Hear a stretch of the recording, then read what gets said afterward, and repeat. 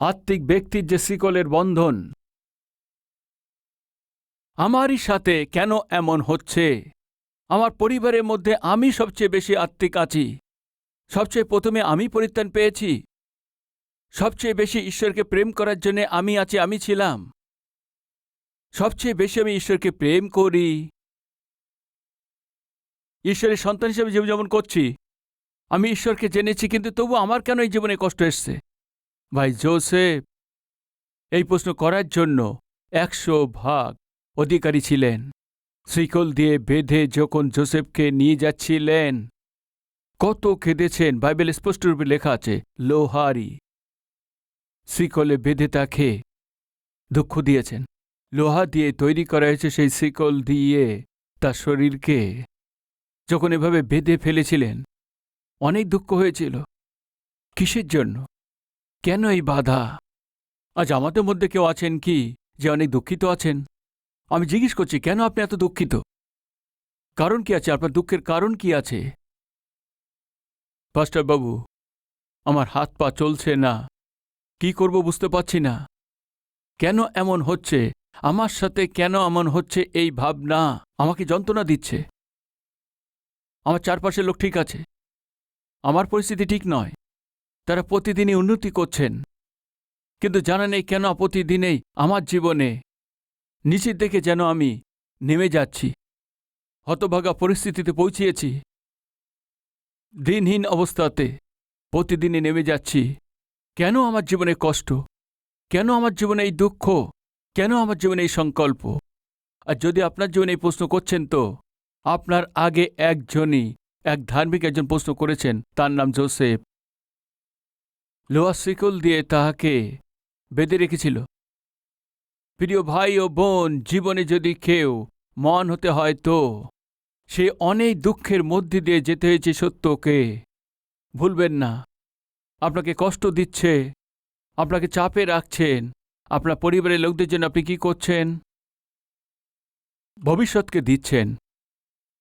এই জন্য বোঝার চেষ্টা করুন, আধ্যাত্মিক জীবনে কষ্ট দেওয়া এবং চেপে রাখা বহু লোকদের জন্য আপনাকে আশীর্বাদদায়ক বানাবেন। এই জন্য ঈশ্বর অনুমতি দেন। এই সত্যকে ভুলবেন না, প্রভুতে অনুরোধ করছি। বাকি কোনো ভাই যোসেফের সমান এমন কষ্ট পায়নি। ওই লোহা যোসেফকে অনেক কষ্ট দিয়েছে, দুঃখ দিয়েছে। প্রিয় ভাই ও বোন, শুনছেন কি?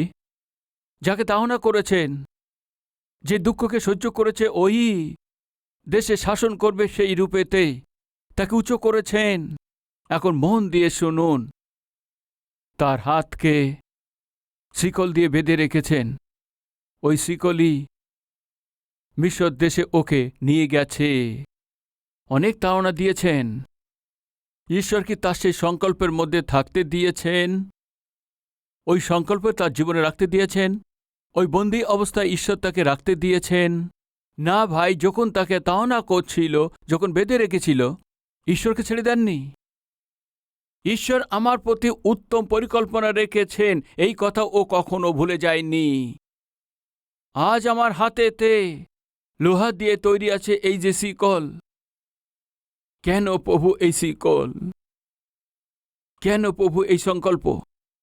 কেন আমাকে বেঁধে রেখেছে? কেন আমার এই পরিস্থিতি? কেন আমি এত যন্ত্রণা পাচ্ছি? এই বলে অনেক দুঃখিত হয়েছিলেন। ও কেবল কিছুদিনের জন্য ছিল। লোই শিকলকে অনেক দুঃখিত করেছিলেন। আদিপুস্তক 41:42 এখানে আমরা একটি সুবর্ণ হারকে দেখতে পাই। এ কেমন হার আছে?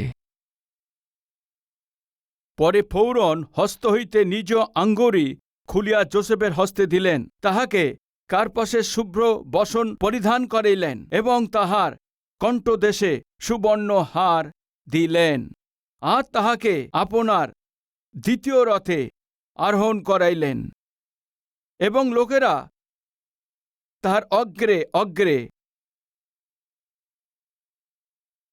হাঁটুপাত হাঁটুপাত বলিয়া ঘোষণা করিল। এইরূপে তিনি সমস্ত মিশর দেশের অধ্যক্ষ পদে নিযুক্ত হইলেন। মিশর দেশের উপরে প্রধানমন্ত্রী নিযুক্ত হলেন। লোহে শিকল ওই দিন যোসেফকে দুঃখ দিয়েছিল, কিন্তু যোসেফ নিরাশা হননি, ঈশ্বরকে ছেড়ে দেননি, ঈশ্বরের প্রতি নির্ভরতাকে তিনি ছাড়েননি। আমার জীবনে কেন এমন হতে দিচ্ছেন প্রভু? আমার সাথে কেন এমন হচ্ছে? আমার হাত পা বেঁধে দিয়েছেন, হাত পা চলছে না প্রভু। কেন আমার জীবনে এই পরিস্থিতি আসতে দিয়েছেন? আসলে আপনি আছেন কি? যদি থাকেন, কেন আমার জীবনে এমন হচ্ছে? কখনো ঈশ্বরকে এমন প্রশ্ন করেননি।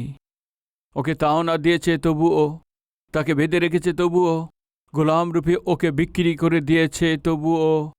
ঈশ্বরের প্রতি ভয় ভক্তিকে যোসেফ কখনো ছেড়ে দেননি। যে হাতেতে লোহে শিকল দিয়ে বেঁধে রেখেছিল, লোহে শিকল দিয়ে বেঁধে রেখেছিল, ওই ব্যক্তিকেই মিশর দেশের উপরে শাসন করছে ফৌরন। ওর গলায় সেই সুবর্ণ হারকে পরিয়ে দিয়ে এই দেশে তুমি অধিকারী হয়েছ, প্রধানমন্ত্রী হয়েছ, এই বলে প্রকাশ করেছেন। আজকে আপনি বন্ধনে আছেন কি? শিকলে আপনি দুঃখ পাচ্ছেন কি? কোনো কিছু বুঝতে পারছেন না, এমন বন্ধনে পড়ে গেছেন কি? হাত পা কাজ করছে না, কি করবেন তা বুঝতে পারছেন না। কেন আমার সাথে এমন হচ্ছে? এই প্রশ্ন আপনাকে যন্ত্রণা দিচ্ছে। তবে শুনুন, আজকে কোনটা দেখে, কোন পরিস্থিতি দেখে, কোন বিষয় দেখেই, কোন পরিবেশকে দেখে আপনি যন্ত্রণা পাচ্ছেন, অনেক দুঃখিত হচ্ছেন, ওহি আগামী দিনেতে আপনাকে উঁচু স্থানে নিয়ে যাবার জন্য ঈশ্বর যে ব্যবহার করছেন এক অদ্ভুত নিয়ম আছে। ভাই, একবার অনেক পাখি ঈশ্বরের কাছে এসছেন। আসার পর, প্রভু আমরা কি আছি? আমাদের শক্তি কি আছে? আমাদের যদি কাটে 1 কেজি মাংসও বেরোবে না।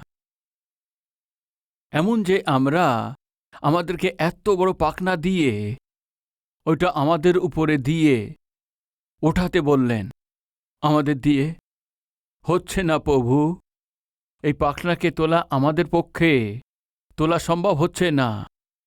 আমরা তো এইটুকু আছি, আর আমাদের উপরে এত বড় পাখনা দেখে আমাদের হৃদয়, ভয় পাচ্ছি। ছোট পাখিদেরকে এতটুকু পাখির এত বড় বড় পাখনা দিয়ে ওদেরকে উঠতে বললে বলছে, প্রভু আমাদের দিয়ে হচ্ছে না প্রভু। এই বোঝাকে আমরা তুলতে পারছি না প্রভু।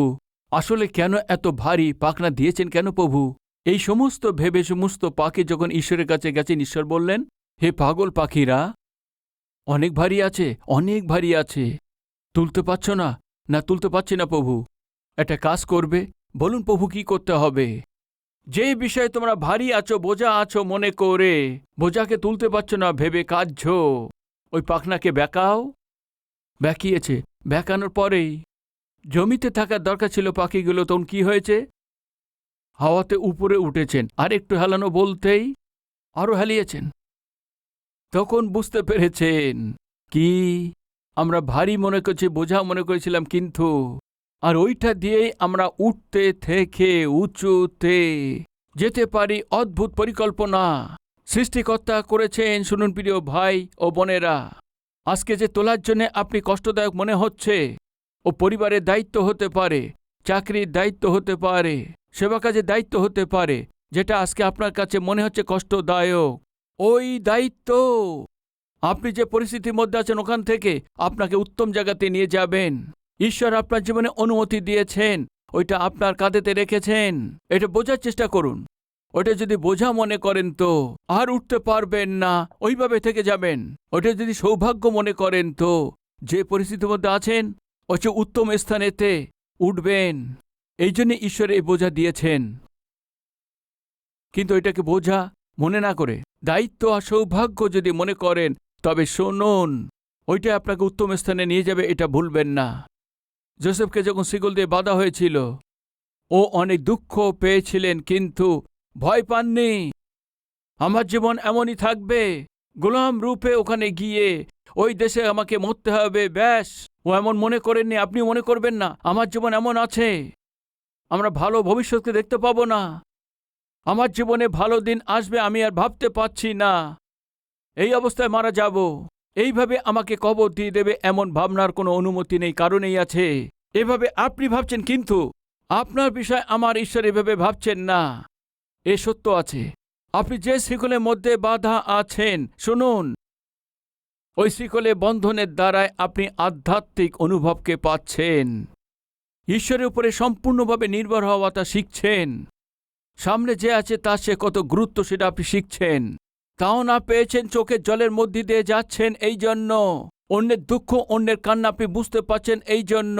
ওদের কষ্ট আপনি বুঝতে পাচ্ছেন, কেননা আপনি সে একই রাস্তায় যাচ্ছেন এই জন্য। প্রিয় ভাই বোন শুনুন, ইংল্যান্ড দেশে যখন আমি গিয়েছি, এক বড় মণ্ডলীর লোক আমাকে ডেকেছেন। ওদের কনফারেন্সে যখন আমাকে আহ্বান করেছেন, আমি ওদের মিটিংয়েতে যাই। আমাকে যখন পিপাসা পেয়েছে, যখন তাদের অফিসেতে যাই, একটু জল দেবে কি যখন চেয়েছি, ওখানকার একজন কর্মচারী কি বলেছেন জানেন কি? সোজা যাও, ডাইনের দিকে যাও, ওখানে আপনি টয়লেট দেখতে পাবেন, ওখানে কল আছে, ওখান দিয়েই পান করুন। কি পিপাসা পেয়েছিল, জল চেয়েছি তো, টয়লেটের ওখানে যাও, ওখানে একটি নল আছে, সেখান দিয়ে জল পান করবে। বলার পরে আমার মন অনেক দুঃখিত হয়েছি। আমি অন্য দেশে এসছি, চার্চে এসছি। যখন আমি চার্চে এসছি, যেখানে ঈশ্বরের প্রেমকে দেখানো দরকার, আমাকে একটু জল দেবে কি পিপাসা পেয়েছে, কি বলেছে জানেন কি? টয়লেটে ওখানে কল থেকে পান করো। ওই দিন একটা নির্ণয় নিয়েছিলাম, কি আছে জানেন কি? একদিন ঈশ্বর আমাকে টেম্পল দেবেন, ওই টেম্পলে অনেক লোক আসবে, অফিসেও অনেক লোক আসবে। যখন অফিসে অনেক লোক আসবে, ওরা এভাবে যেন দুঃখ না পায়। এই জন্য যখনই আপনি কালভারি টেম্পলে অফিসে আসবেন, দ্রুত কেউ না কেউ এসে কি করে জানেন কি? গ্লাসে করে জল নিয়ে এসে বা ওয়াটার বটল নিয়ে এসে দিয়ে দেন। টি চাই, কফি চাই, আপনাকে জিজ্ঞেস করে টি বা কফি, তার সঙ্গে কিছু বিস্কুট নিয়ে এসে তাদেরকে দিয়ে থাকেন অফিসেতে। এর কারণ জানেন কি? আমি যে কঠিন অনুভব আমি পেয়েছিলাম, আর কেউ যেন অনুভব না করতে পারে, এই উদ্দেশ্য নিয়ে এর ব্যবস্থা করেছিলাম। প্রিয় ভাই ও বোন, আজকে আপনার জীবনে কঠিন অনুভবের মধ্যে দিয়ে যাচ্ছেন, তবে শুনুন, ওই কঠিন অনুভবই একদিন আপনাকে আশীর্বাদদায়ক বানাতে চলেছেন। অনেক লোকের জন্য আশীর্বাদদায়ক বানাতে চলেছেন। আজকে আপনার জীবনে যে কঠিন অনুভব আছে, ও কেবল আপনাকে চেপে রাখার জন্য, আপনাকে চোখের জলের মধ্যে অবস্থায় নিয়ে যাবার জন্য নয়। আপনার প্রতি ঈশ্বরের উত্তম পরিকল্পনা আছে, উত্তম উদ্দেশ্য আছে। যোসেফের প্রতি ঈশ্বরের উত্তম উদ্দেশ্য ছিল, যোসেফের এই জন্য তার জীবনে শিকলে বাঁধা অনুমতি দিয়েছিলেন। ওই শিকলের মধ্যে অনেক মূল্যবান পাঠকে শিখিয়েছেন। আমি জিজ্ঞেস করছি, যখন আপনি কষ্টের মধ্যে দিয়ে যান, বহুমূল্য পাঠকে শিখছেন না? আপনার জীবনে সফলতা চলার সময়ে আপনি বহুমূল্য পাঠকে শেখেন। এক মানুষের অসফলতা বহুমূল্য পাঠকে শেখায় না, হয়তো সফলতা পাঠকে বহুমূল্য পাঠকে শেখায়। আপনি বলুন, বলুন, অসফলতায় বুঝতে পাচ্ছেন? অসফলতা আপনার জীবনে বহুমূল্য পাঠকে শিখিয়ে থাকেন। আর ওইভাবে যখন আপনার জীবনে কষ্টকে পাচ্ছেন, ওইটাই আপনাকে বহুমূল্য পাঠকে শেখায়। আপনার গুরুত্ব কি আছে আপনাকে তা বলেন, আপনার চারপাশের লোকদের কি গুরুত্ব আছে আপনাকে তা শেখায়। ঈশ্বর চান আপনি যেন গুরুত্বপূর্ণ লোক হিসেবে থাকতে পারেন, এই জন্য এই কষ্টকে অনুমতি দিয়ে থাকেন, দুঃখের মধ্যে যেতে অনুমতি দেন, অনেকবার অসুখের মধ্যে যাওয়ার সে অনুমতি দিয়ে দেন। কেন জানেন? আপনার গুরুত্বকে বাড়ানোর জন্য, আপনাকে এক অদ্ভুত চেহারাকে দেখানোর জন্য। আপনি সোনাকারের লোকের কাছে সোনা দিয়ে দেন, এইভাবে আমার এই ডিজাইন যেন নেকলেস তৈরি হয়, চেইন তৈরি করতে হবে। যদি আপনি বলেছেন তো আপনি দিয়েছেন সেই সোনাকে নিয়ে, হ্যাঁ, জাদু করে কিছু মন্ত্র বলে এভাবে বলবে কি এই নিয়ে নাও?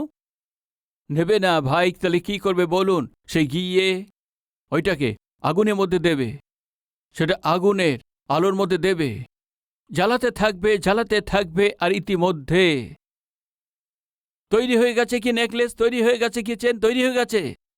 এই বলে আপনি ওখানে গেছেন আর ওই সোনাকেই আগুনে দিয়েছেন। তুমি কখন দেবে এভাবে কথা বলছেন, কিন্তু ও সেই চোখ তখন কোন দিকে থাকবে?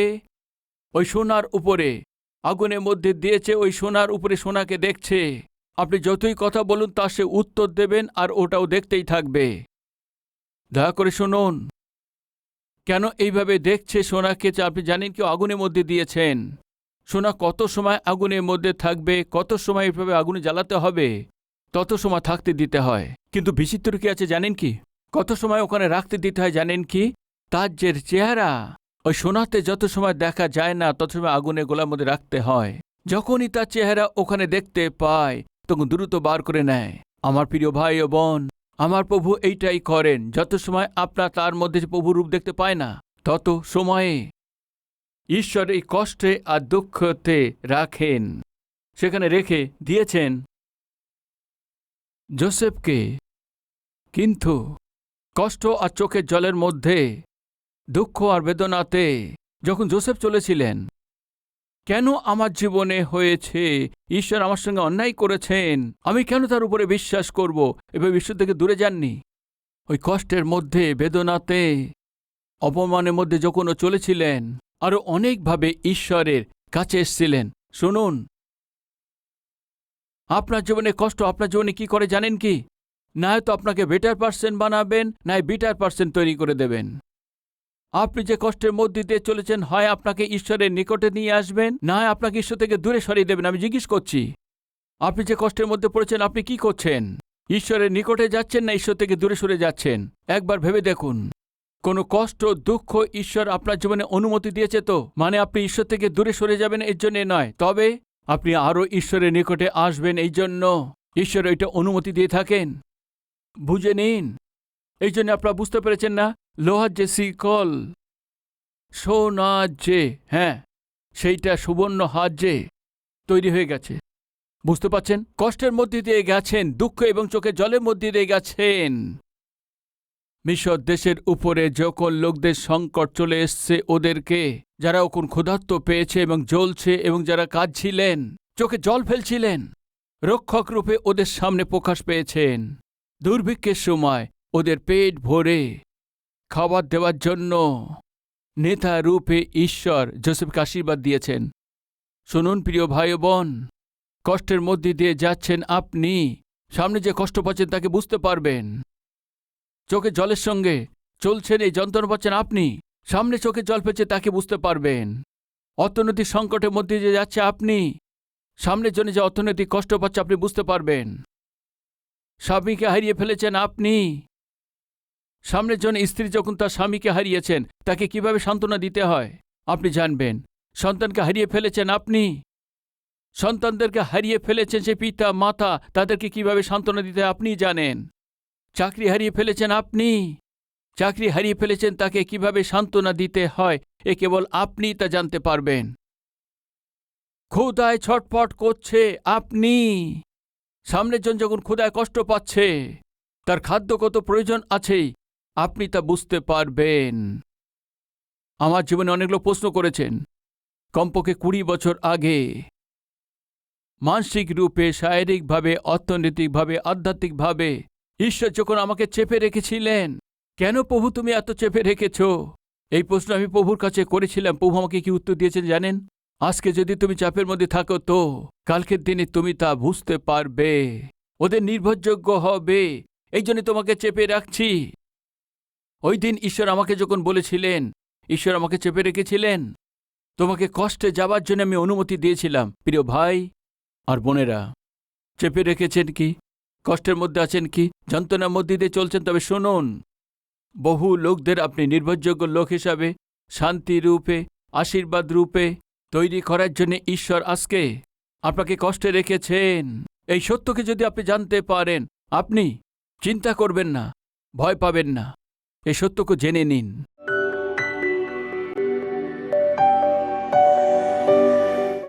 মহান পবিত্র প্রেমিক ঈশ্বর পিতা, অদ্ভুত আর উত্তম বার্তার দ্বারায়। পিতা আমার সঙ্গে কথা বলেছেন, ধন্যবাদ। আত্মিক জীবনে সংকট থাকবে, দুঃখ দিচ্ছে, এই সংকল্পের পিছনে ঈশ্বর সৌভাগ্যকে রেখে দিয়েছেন। ওই সত্যকে যদি আমি জেনে নেই তো পিতা, দুঃখিত না হয়ে যোসেফের সমান শিকল দিয়ে বাঁধার পরেও আপনি বিশ্বাসযোগ্য ঈশ্বর আছেন। ওই সংকটের পিছনে মহান সৌভাগ্যকে রেখেছেন। পিতা, উত্তম আর শ্রেষ্ঠ জীবনকে আমাদের জন্য তৈরি করছেন। জানতে পারি, সাহায্য করুন, সম্পূর্ণভাবে সাহায্যকারী হিসাবে যেন এগিয়ে যেতে পারি, সাহায্য করুন। পিতা, আজকে যাদের সঙ্গে কথা বলেছেন, পিতা, আজকে তাদের যেন দায়িত্বগুলো পিতা রূপে, মা রূপে, স্বামী রূপে, স্ত্রী রূপে, সন্তানদের রূপে, সেবক সেবিকা রূপেও থাকতে পারে। আপনি যে দায়িত্ব দিয়েছেন ওটা যদি না বুঝতে পারে তো পিতা, আমাদের জীবন নষ্ট হয়ে যাবে। আর যদি সৌভাগ্য মনে করে তো আমাদের জীবন অনেকের জন্য আশীর্বাদদায়ক হবে। এই জন্য চিন্তা ভাবনাকে দূর করে, সাহস প্রদান করে আপনার সাক্ষ্য দিয়ে চলতে পারি, সাহায্য করুন। যীশু খ্রিস্টের নামেতে চাইছি পিতা, আমেন।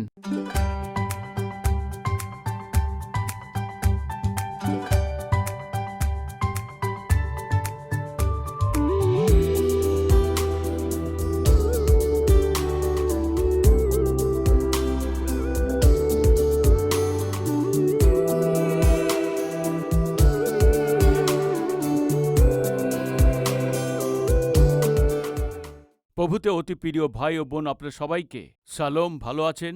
কালভেরি স্বর 2003-এ শুরু করা হয়েছিল। আজ 2023-এ 20 বছর হয়ে গেছে। আপনার এই টিভি প্রোগ্রামকে প্রেমের সহিত উৎসাহিত করেছেন, প্রার্থনা করেছেন। আর শুধু তাই না, আপনাদের উপহারের দ্বারা আপনার সবাই সাহায্য করেছেন। এই জন্যে আপনাদের সবাইকে পুরো মন থেকে ধন্যবাদ দিচ্ছি।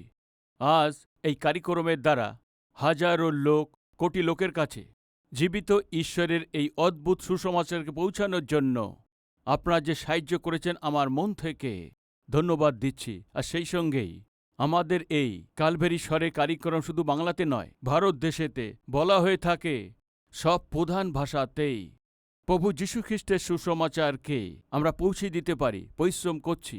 ওইভাবে প্রতি মাসেই কমপক্ষে 650 টিভি কার্যক্রম প্রচারিত হচ্ছে। উৎসাহিতের সঙ্গে এই কার্যকে এগিয়ে নিয়ে যেতে হয় তো নিশ্চিত রূপেতেই আপনার সাহায্য, প্রার্থনা আর সহযোগিতা প্রয়োজন আছে। এক কার্যক্রম প্রচারিত হওয়ার জন্য বিভিন্ন চ্যানেল অনুসারে 20,000, 30,000, 40,000, 50,000 পর্যন্ত একটা কার্যক্রমের জন্য খরচ করতে হয়। প্রভু যদি আপনাকে উৎসাহিত করেন এই টিভি কার্যক্রমকে সাহায্য করার জন্য, আপনার মনে এই বোঝা দেওয়াতেই নিশ্চয়ই প্রার্থনা করে এই সেবা কাজকে সাহায্য করুন। আমি চাইছি হায়দ্রাবাদেতে প্রতি শনিবারেতেই স্পন্সর মিটিংয়ে আপনিও সংযুক্ত হয়ে আপনার পরিবারের পক্ষ থেকে একটা টিভি কার্যক্রমকে সাহায্য করার দ্বারায় সুসমাচারকে লক্ষ লোকের কাছে পৌঁছে দিন। আমি অনুরোধ করছি, ভাই, এই সপ্তাহের মধ্যে পরিবারে কারো জন্মদিন আছে কি? বা ঈশ্বর আপনাদের জীবনে কোনো শুভ কাজ করেছেন কি? আপনার প্রার্থনা উত্তর দিয়েছে কি? দিয়েছে তো তাহলে ধন্যবাদিত হয়ে কালভারি স্বরকে সাহায্য করতে চান? বা ঈশ্বর সন্তানকে আশীর্বাদ দিয়েছেন তার নামকরণ করার জন্য, অক্ষর অভ্যাসের জন্য, অন্নপ্রাশনের জন্য, এইসব শুভ কাজের জন্য আমার হাতের দ্বারা আপনার সন্তানের জীবনে এটা করানো আশা করছেন তো? শনিবারে কালভারি স্বর টিভি কার্যক্রমকে সাহায্য করে আপনার জীবনের শুভ কাজকে আমার সাথে সেলিব্রেট করার জন্য আপনাদের সবাইকে প্রেমের সহিত আহ্বান করছি। মানে আমার পরিশ্রমের সহিত আপনিও সহভাগী হয়ে সুসমাচারকে ছড়িয়ে দিন। আপনার খুশিতে আমিও সহভাগী হয়ে আপনার খুশিকে পূর্ণ করতে হবে। মন থেকে চাইছি এই অদ্ভুত ঈশ্বরের সুসমাচারকে জগতে পৌঁছে দেওয়ার প্রক্রিয়াতে আপনার প্রার্থনা, আপনার উৎসাহকে চাইছি। প্রভুতে আপনার প্রিয় সতীশ কুমার।